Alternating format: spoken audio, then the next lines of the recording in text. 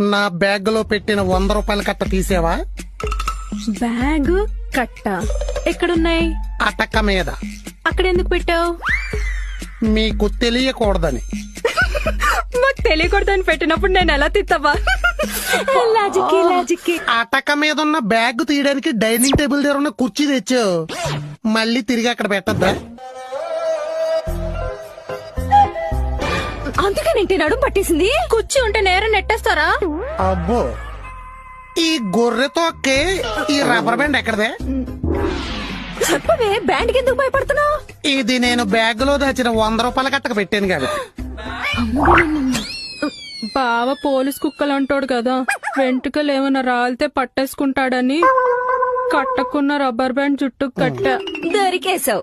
నీ బావ పోలీస్ కుక్క కాదే, బాండ్, జేమ్స్ బాండ్. అందుకే నా రబ్బర్ బ్యాండ్ పట్టుకున్నాడు.